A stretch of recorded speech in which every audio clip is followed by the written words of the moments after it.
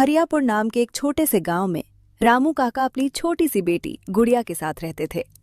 गांव में उनका कोई अपना नहीं था। गुड़िया की मां का देहांत कई साल पहले हो चुका था और तब से रामू काका ही माँ बाप दोनों बनकर उसे पाल रहे थे।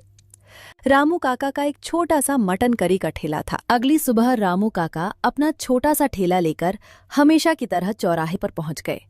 ठंडी हवा चल रही थी और आसमान में हल्की धूप फैली थी। रामू काका मन ही मन सोच रहे थे, हे भगवान, अगर आज 2-3 प्लेट मटन करी बिक जाए तो घर का खर्चा चल जाएगा। गुड़िया की किताबें भी लेनी है। तभी एक दुबला पतला फटे कपड़ों में लिपटा छोटा बच्चा उनके ठेले के पास आया।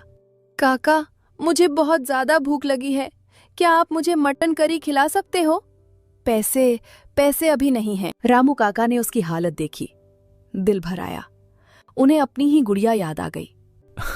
अरे बेटा, क्यों नहीं, खाना भूखों का हक है। ये ले, गर्मा गर्म एक प्लेट। वो पूरी प्लेट चुपचाप खा गया और बोला, धन्यवाद काका, भगवान आपको बहुत खुश रखे। कुछ देर बाद दूसरे गांव से एक आदमी आया, लखन। उसके कपड़ों और चाल ढाल से लगता था कि वो थोड़ा संपन्न है। अरे काका, इस उम्र में भी ठेला लगाए हुए हो? क्या बताऊं बेटा, घर में बैठे बैठे मन नहीं लगता, ऊपर से कमाने वाला भी और कोई नहीं। एक ही बेटी है मेरी गुड़िया, बस रोज 2-3 प्लेट बिक जाती हैं तो गुजारा हो जाता है, और मुझे चाहिए भी क्या। सही बात है काका, चलिए मेरे लिए भी एक प्लेट लगा दीजिए। रामू काका ने तुरंत एक प्लेट गर्मा गर्म करी परोसी। लखन ने पहला ही कौर खाया तो उसकी आंखें चमक उठीं।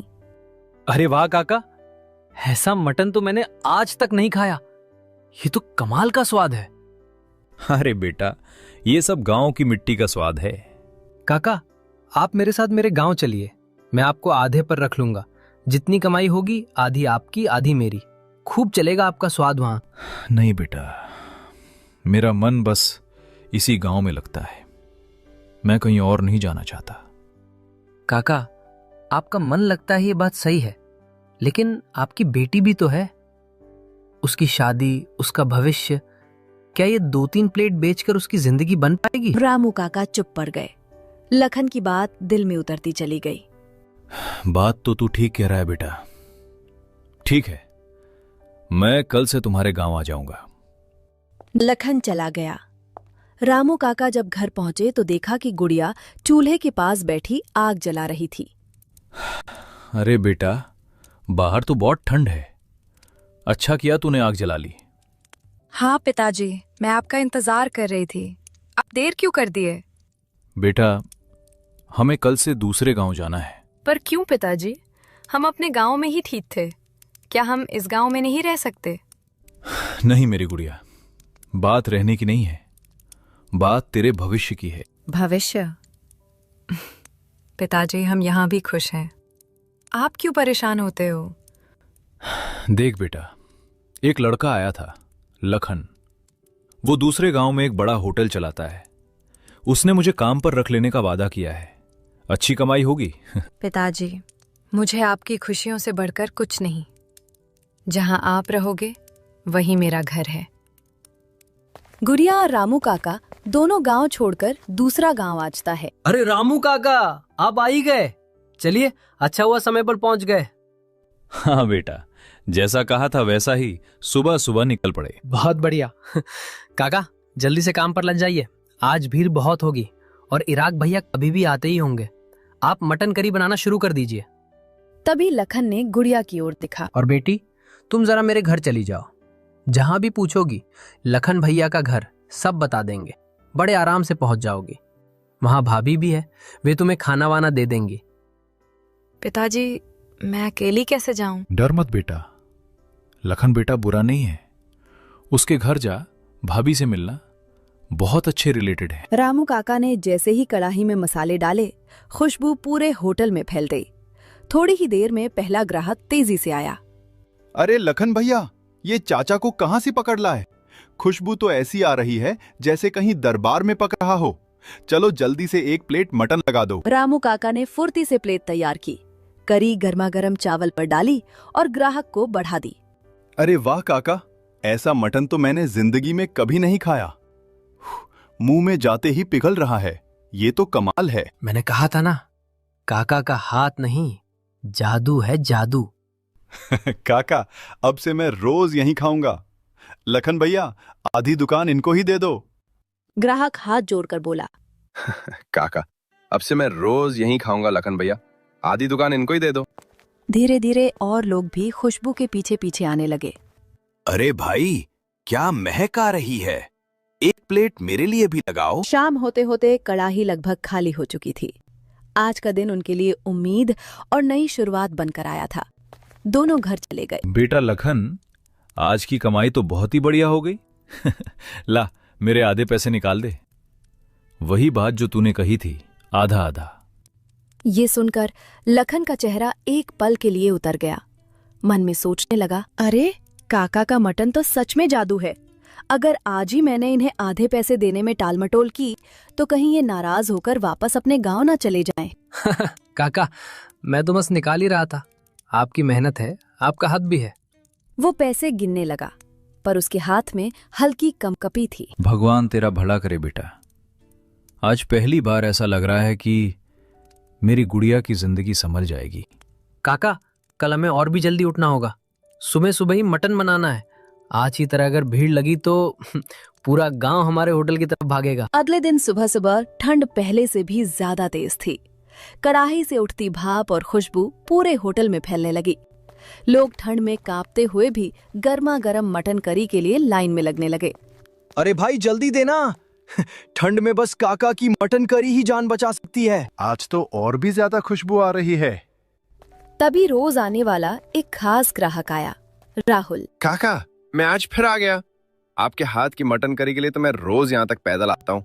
ऐसा स्वाद तो पूरी दुनिया में नहीं मिलेगा।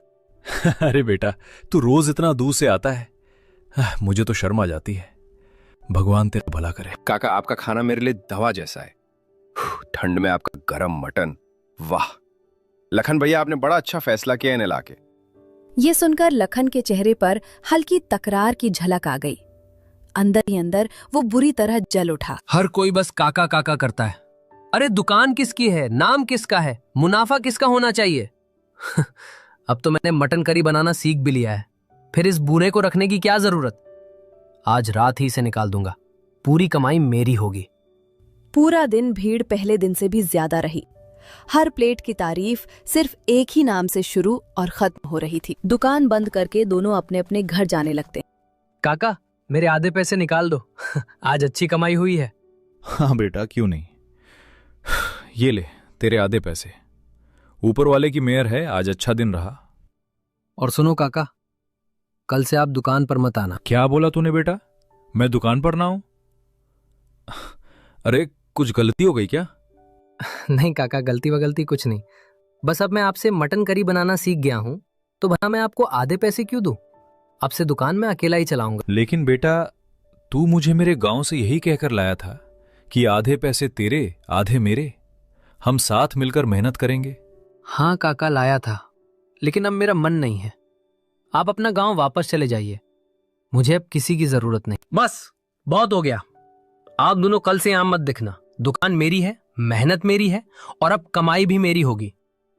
ठीक है बेटा, तेरे मन में अगर लालच आ गया है तो मैं क्या कर सकता हूं।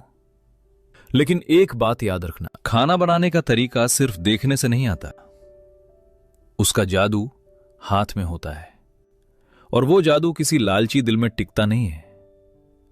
ताका अपने फटे बैग को कंधे पर टांगते हैं और धीरे धीरे अंधेरा होते रास्ते पर चल पड़ते हैं। अगले दिन सुबह लखन बड़े जोश में दुकान खोलता है।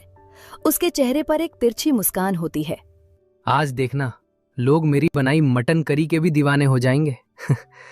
काका समझते क्या थे, अपने हाथ का जादू। कुछ देर में पहला ग्राहक आता है। अरे लखन भैया, एक दमदार मटन करी दे दो, ठंड में गर्मा गर्म मजा आ जाएगा। गिरा पहला निवाला मुंह में डालता है और उसका चेहरा तुरंत बिगड़ जाता है। अरे ये क्या है, ये मटन करी है या उबला हुआ पानी? स्वाद कहाँ है, मसाला कहाँ है, मटन कच्चा क्यों लग रहा है? लखन एक पल को हक्का बक्का रह जाता है। क्या बोल रहे हो भाई, जैसे रोज बनती थी वैसे ही बनाई है। नहीं बत करो, ये तो बिल्कुल खराब है। मैं तो खत्म भी नहीं कर पा रहा। इतने में सुनील तेजी से आता है, हाथ रगड़ता हुआ, ठंड से जूझते हुए। लखन भाई जल्दी से एक प्लेट मटन करी लगा दो, ठंड में कुछ गरम खा लूं। और काका कहाँ है? दिख नहीं रहे 2 दिन से। लखन बिना जवाब दिए प्लेट रख देता है। सुनील कौर लेता है और तुरंत थूकने जैसा मुंह बनाता है। अरे ये किसने बनाई है? ये तो बिल्कुल खराब है। मैंने तो काका के हाथ की करी खाई है, उसमें तो जान होती थी। लेकिन ये तो कुछ भी नहीं है। लखन की भौहें सिकुड़ जाती हैं। यार प्लीज ऐसे मत बोलो, बन तो वैसे ही रही है जैसे काका बनाते थे। अरे हाँ हाँ, बिल्कुल बेकार है। मटन जैसे कच्चा पड़ा हो, मसाला जैसे कहीं खो गया हो। अरे लखन भाई, ये आपके बस की बात ही नहीं है। सच कहें तो बेटा, काका के हाथ में सच में कोई जादू था और तूने उन्हें निकाल दिया लालच में। एक एक करके सारे ग्राहक प्लेटें छोड़कर चल देते हैं। दुकान के सामने सन्नाटा छा जाता है। राहुल को कई दिनों से काका की याद सताने लगती है। काका की बनाई मटन करी का स्वाद ही नहीं, उनकी हंसी, उनकी बातें सब उसके दिल में बस गए थे। एक दिन वो ठंड में कांपते कांपते काका के गांव पहुंच जाता है। अरे काका, अब यहाँ क्या कर रहे हो? आपने दुकान क्यों छोड़ दी? अब तो आप हमारे गांव में दिखते भी नहीं। सब लोग आपको बहुत याद कर रहे हैं। क्या बताऊं बेटा राहुल, दिल टूट गया बस। लखन मुझे मेरे गांव से ये बोलकर लाया था कि आधी कमाई उसकी और आधी मेरी। सोचा था चलो मेहनत कर लूंगा, गुजारा हो जाएगा। पर जैसे ही कमाई बढ़ी, उसका मन बदल गया। काका, उसने बहुत गलत किया आपके साथ। लालची इंसान था वो, आपको इस्तेमाल किया और फिर निकाल दिया। लेकिन काका, एक बात जान लो, किसी के देखने से रेसिपी नहीं सीखी जा सकती। आपके हाथ में जो जादू है। बेटा अब कहां से शुरू करूं?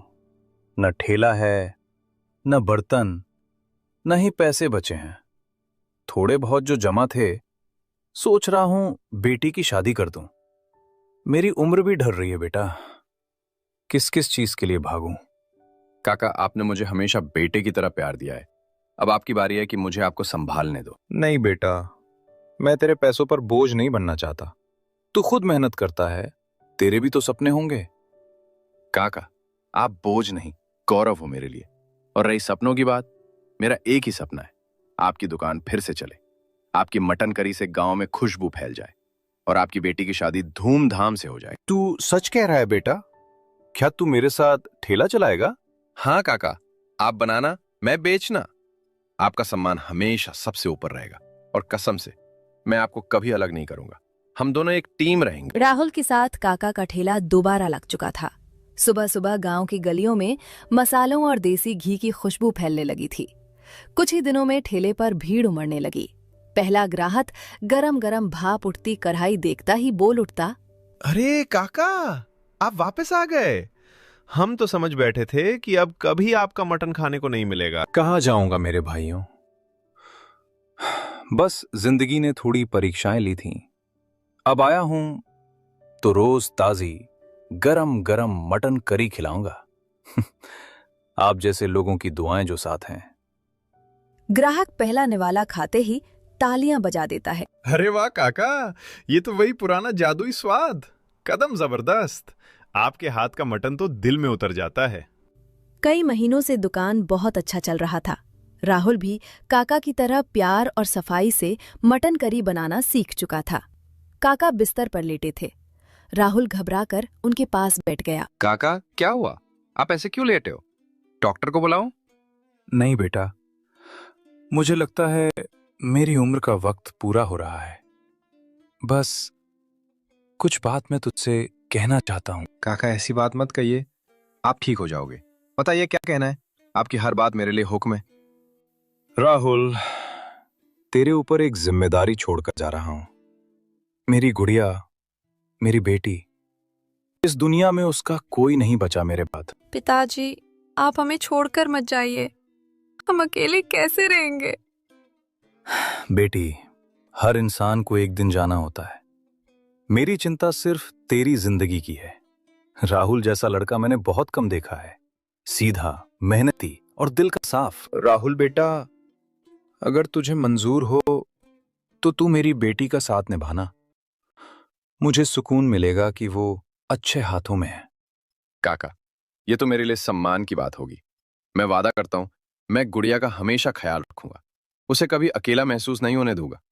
मैं उसकी जिंदगी भर इज्जत और खुशी दूंगा। कुछ देर बाद काका आंखें बंद करते हैं, शांत भाव से, बिना किसी दर्द के अपनों के बीच अंतिम सांस लेते हैं। कुछ समय बाद राहुल और गुड़िया की सादगी भरी शादी होती है। शादी के बाद दोनों मिलकर फिर से काका